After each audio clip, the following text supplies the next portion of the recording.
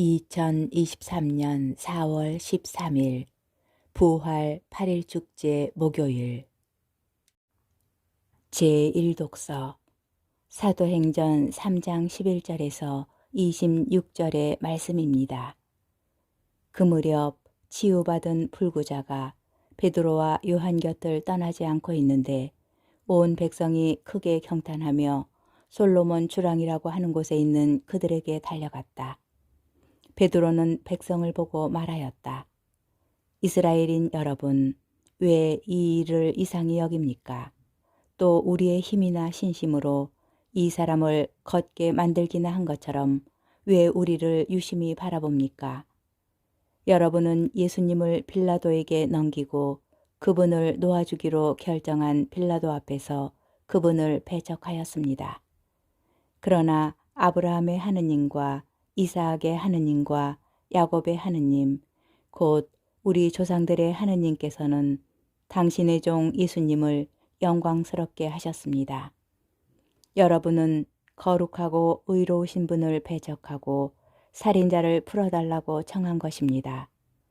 여러분은 생명의 영도자를 죽였습니다. 그러나 하느님께서는 죽은 이들 가운데에서 그분을 다시 일으키셨고 우리는 그 증인입니다. 이 예수님의 이름에 대한 믿음 때문에 바로 그분의 이름이 여러분이 지금 보고 또 아는 이 사람을 튼튼하게 하였습니다. 그분에게서 오는 믿음이 여러분 모두 앞에서 이 사람을 완전히 낫게 해주었습니다.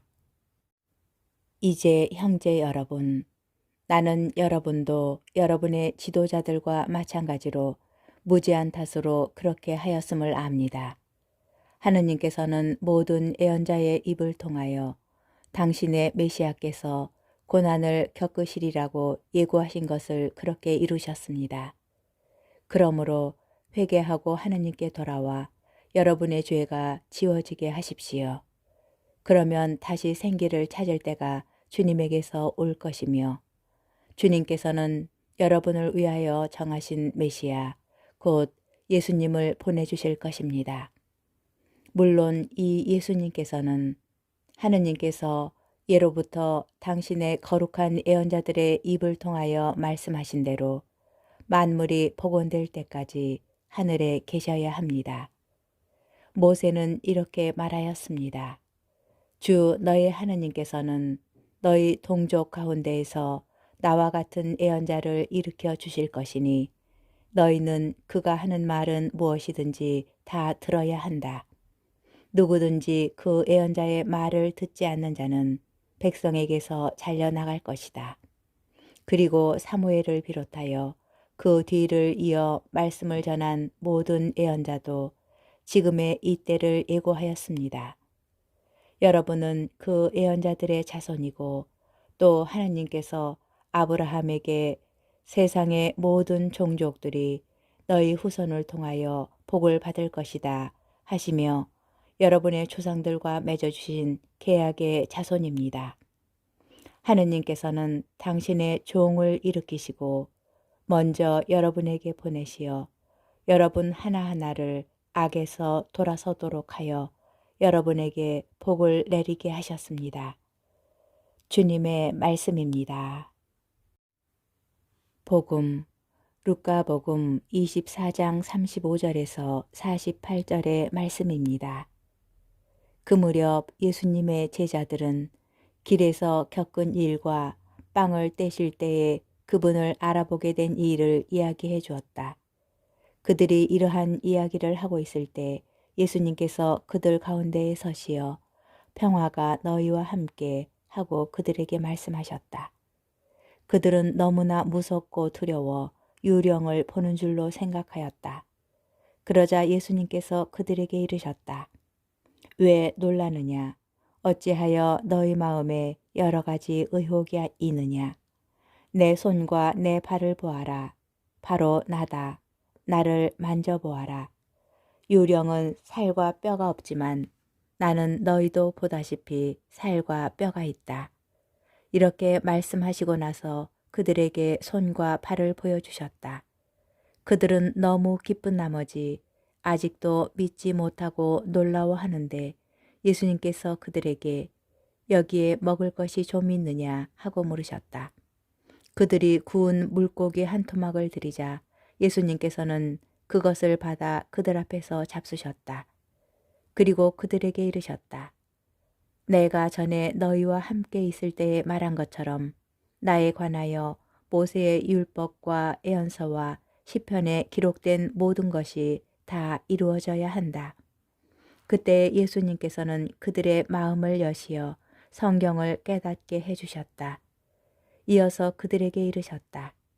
성경에 기록된 대로 그리스도는 고난을 겪고 사흘 만에 죽은 이들 가운데에서 다시 살아나야 한다. 그리고 예루살렘에서부터 시작하여 죄의 용서를 위한 회개가 그의 이름으로 모든 민족들에게 선포되어야 한다. 너희는 이 일의 증인이다. 주님의 말씀입니다. 오늘의 묵상. 오늘 복음도 어제에 이어서 루카가 전하는 그리스도의 부활 발현 이야기를 소개합니다. 어제 복음의 마지막 구절로 오늘 복음을 시작하면서 어제와 오늘 복음의 연속성은 강조됩니다. 부활하신 예수님을 만난 11 제자와 동료들은 그리스도의 부활을 믿지 못하였습니다. 엠마오로 가는 길 위에서 겪었던 두 제자의 부활 체험도 그들을 변화시키지 못하였습니다. 예루살렘에 남아있던 11 제자와 동료들 안에는 여러 의혹이 남아 있습니다. 여기서 의혹으로 옮긴 그리스말 디아로기스 모이는 부활을 거부하는 비판적이거나 반대적인 생각을 뜻합니다. 예수님께서는 당신을 보고도 믿지 못하는 제자들의 상태를 정확히 알고 계십니다. 예수님의 부활을 믿지 못하는 제자들에게 필요한 것은 배움이었습니다. 예수님께서는 당신의 죽음과 부활을 구약 성경과 연결지어 설명하십니다. 이에 따르면 하느님의 구원 계획은 구약 성경에서 예고되었고 그리스도의 죽음과 부활 사건을 통하여 완성되었습니다. 루카 복음서 저자는 특별히 이루어져야 한다라는 표현으로 예수님의 죽음과 부활이 구원을 위한 필연적 사건이라는 사실을 강조합니다.